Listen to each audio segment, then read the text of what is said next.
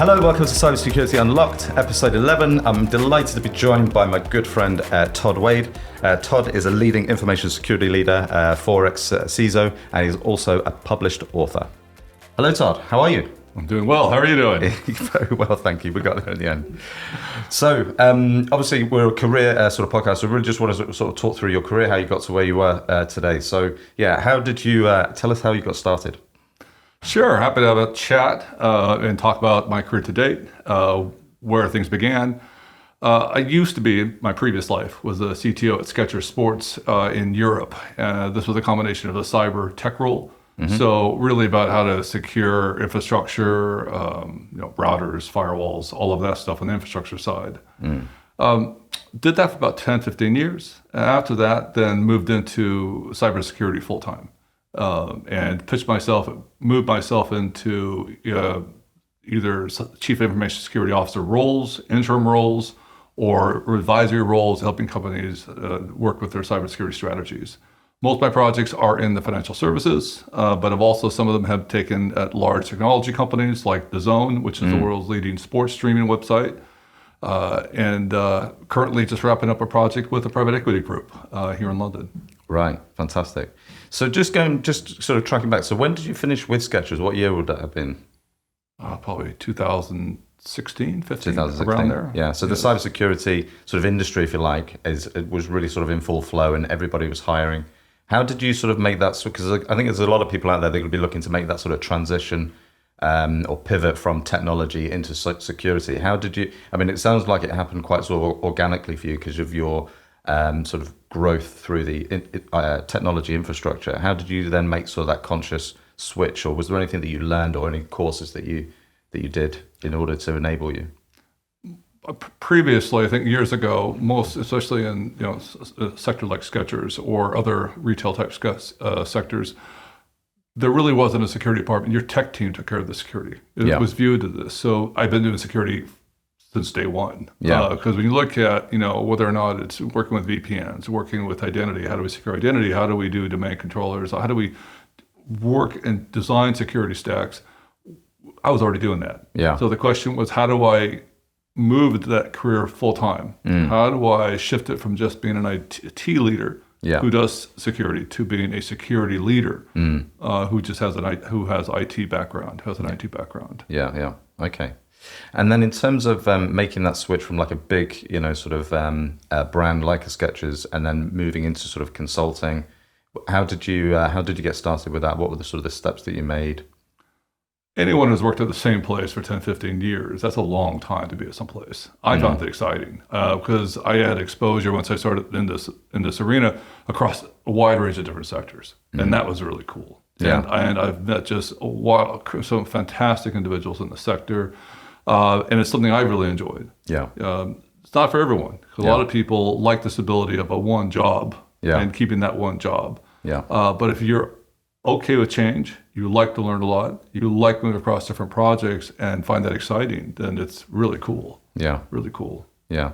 And I guess there's going to be a lot of people out there that have maybe through choice or maybe not through their choice, like redundancy, that have been working, I don't know, say at a bank for sort of 10 or 12 years, held 3 or 4 different positions, or have always been hired by the people that they've worked with before. And a lot of people might not have had an interview for like 15 years. They may be like really, really good.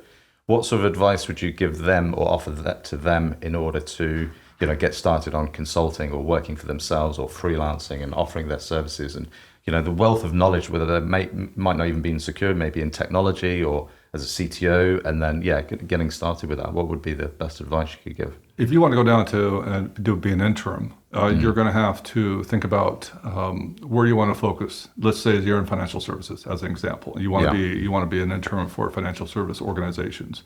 There are going to be specific interim consulting shops that would specialize in that. For example, you need to get on their radar. Yeah. You need to go ahead and form these relationships with these groups, make them aware of you because they do not know you exist. Yeah. And they do not advertise these jobs online. Yes. They just don't. So, 99% of these jobs are within the network. They call within the network. They get the job filled through the network. Yeah. As a first rule of thumb, you want to be in that short list. You want to get there. And if you have that banking experience, that transition will be easier to do.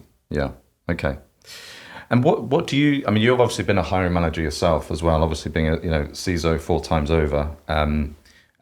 What do you sort of look for in your sort of leaders? I presume you've hired in sort of heads of GRC, security architecture, engineering, cyber defense. What are sort of the sort of the fundamentals that you sort of look for? And what aside from checking their CV, do you check their LinkedIn profile? Do you take any kind of consideration there? It might be worth just stepping back for a second and say, how do you even get your CV in front of me? Yeah. As an example. Yep. And there's still a disconnect with a lot of companies on how they search CVs. Yep. A lot of them, they search for keywords, or they have to use an AI type machine to figure out these keywords, or they're using other sites of filtering. So you've got to figure out a way to get beyond that. Figure out a way first. How do you get your CV in front of me? Yeah. As an example. And I'll tell you, if you are within my network and a friend calls me up, I will give that consideration. Yeah. If I know Personal recommendation. A recommendation. Personal recommendations matter. If you've worked with people I know, personal recommendations again. Yeah. Sure. References, LinkedIn references help. Yeah. Because right now, unless I know you, you're invisible. So how do you gain credibility? Yeah. Okay. And how do you get credibility to get on my short list to even be interviewed in the first place? Yeah. Or go through a recruiter, of course. Yeah, that's good. Shameless plug. Well, not all recruiters are equal in this country, and fortunately, you are well at the top tier of the recruiters here, buddy. Thank you very much. But no, it is a good point though, because whenever you see adverts that are on LinkedIn, and particularly for senior roles, there's probably like 250 applications on there. And the vast majority of them aren't going to be, quite relevant. If you're just one of, you could be a really good candidate, but your CV is essentially a marketing tool, isn't it? Not everybody's good at marketing. You can have somebody who's a really world-class cyber defense or a world-class architect, but they're just not very good at kind of constructing their CV. So so I guess aside from the personal recommendation or personal introduction, what are the things that you sort of look for in a profile? First, let's talk about CVs and job applications. If anyone were looking for a job, I would never take applying for a job too seriously. Yeah. All right. A lot of these jobs are not serious. A lot of these jobs are just noise. And speaking from experience, I mean, the last 5 years, 95% of all my projects come through other means. Yeah. They don't come through any kind of LinkedIn or Indeed. No. And people are reaching out to me through my networks or other ways I go about finding projects and roles.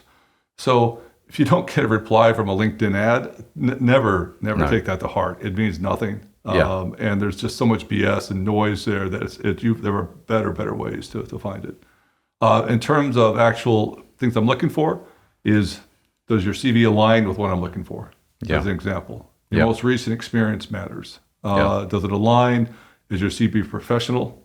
It's still shocking to me. The last role I hired, was hiring for a full-time CISO. Some of the CVs I received were just not professional. Yeah. Not professional, and, still talking and doing statements that you would just never find in a professional CV. Yeah.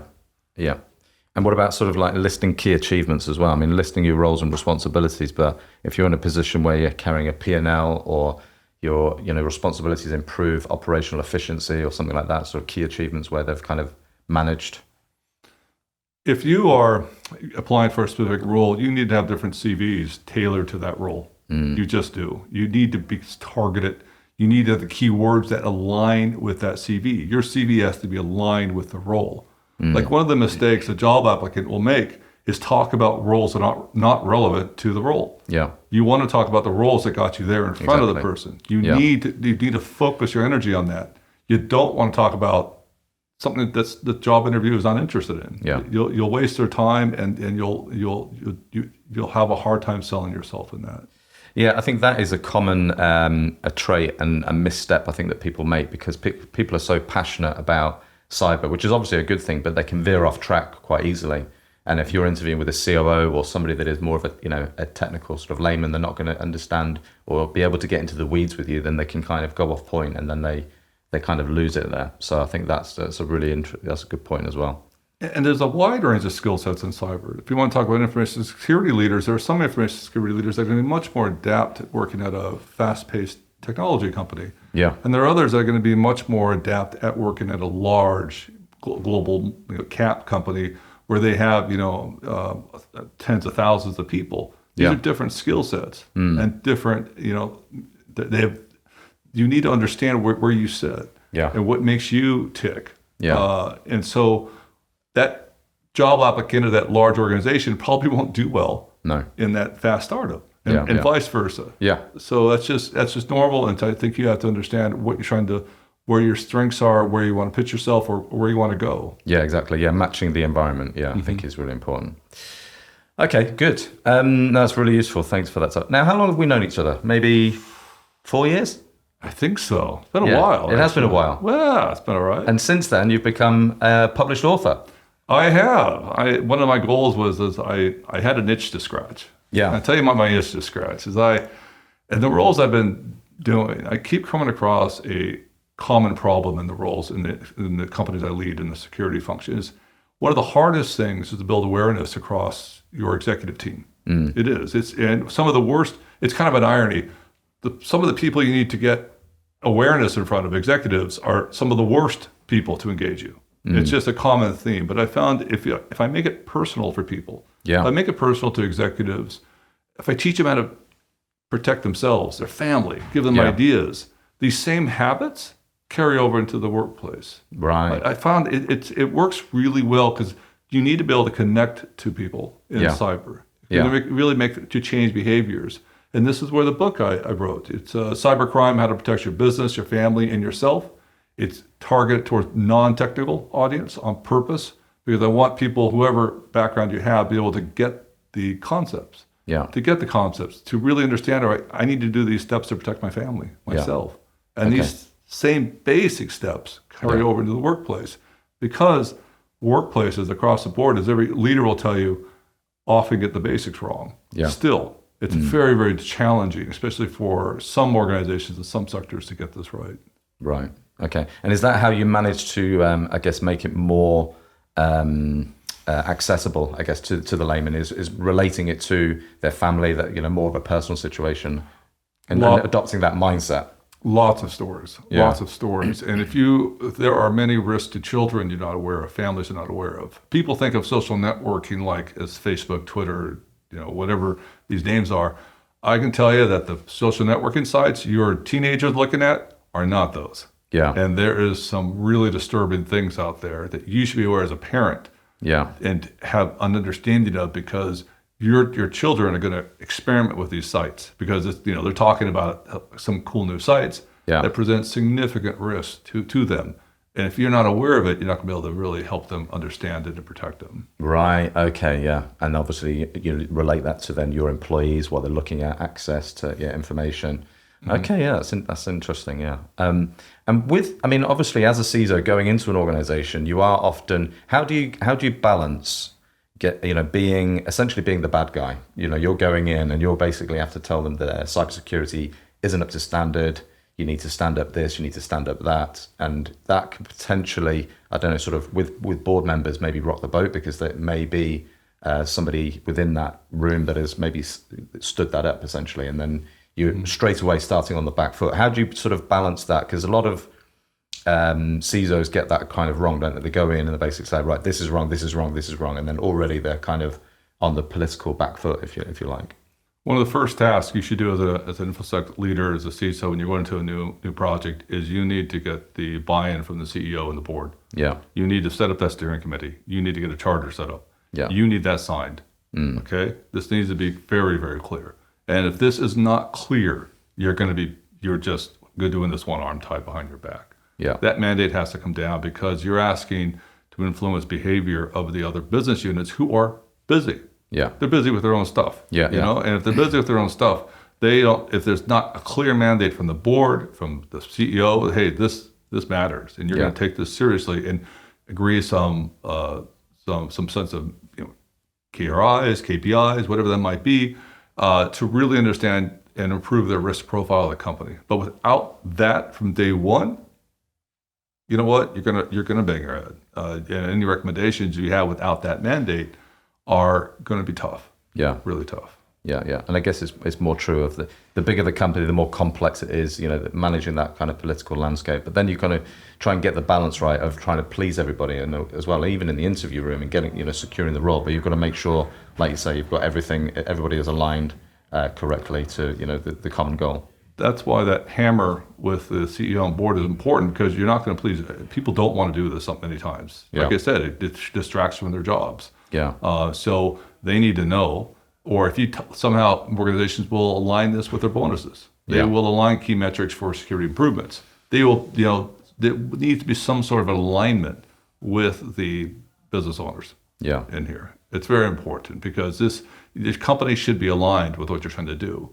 You can't be some fringe security leader who doesn't have that, who's trying to do all these kind of change, saying we need to keep you safe. That often does not work as a technique. Right. Okay. Yeah, no, that makes sense. Okay, now in this kind of crazy world that we're in at the moment, post-COVID era, something of an economic downturn, I would say, what would you say are the biggest sort of threats that we face today from a cyber perspective? I'd recommend everyone should pick up, if they're interested in this, the recent IBM Cost of a Data Breach report that just was released last week. Eye-opening stats on this one, and it talks about a series of 3 or 4 things that companies could do, just steps that they should be thinking about. Number one is automation. Number one, because AI is going to accelerate the attacks faster, more deadlier. You need automated tools to counter this, because you simply aren't going to be able to do this manually. And this is one of the key areas, and they have stats that companies who engage automation have reduced their risk by 30-40%. Really? Who are really good at that. Okay. So this is a clear benefit cost analysis there, that if you do this, here's a stat for you that your security improvement will improve if you engage and implement automation, more automation streamlined into your security stack. As an example, you still have things like another one coming around the corner, which automated deepfakes and deepfake voices. As an example. You and I, just in this brief conversation, AI can generate and have us say anything it wants. As an example. I've seen that. And it's convincing. It's convincing. But imagine the impact that's going to have when the boss calls their employees at a small business or medium business. Even though there may be rules in place, when the boss calls and wants something done, you're going to do it. How do you circumvent these things? What controls are you going to put in place? Very, very difficult questions. There are no easy answers here. And it's going to get worse, and companies and individuals are simply not prepared for this. So there's, again, a lot more serious risk around the corner for everyone. And those are some of the ones I would be thinking about, and I'd be most concerned about. And what would you say are the biggest sort of steps that they can make? You mentioned a couple already, but what else could they do to, I guess, sort of circumvent that? I mean, I guess this is one of those, not really an easy answer, but I wish there was a credible technical solution here, but I don't think there is a technical solution. I mean, if they call you on your personal phone, how are you going to detect this on your personal phone? There might be something out there, but if it is, it's not on my radar. And if you have something in mind, ping me a message. I'd love to hear about it. Well, I guess that is one of the cool things about the industry. There's so much headspace for innovation, and obviously with the, as scary as it is, the emerging threats. There's emerging, there's opportunity to provide solutions and innovate and create new products, new systems. There is a lot of innovation in the sector, but there's a lot of I do see it invested in cyber startups via the Cyber Club London, and we see a lot of innovation, and we also see a lot of companies who don't have innovation. They're trying to.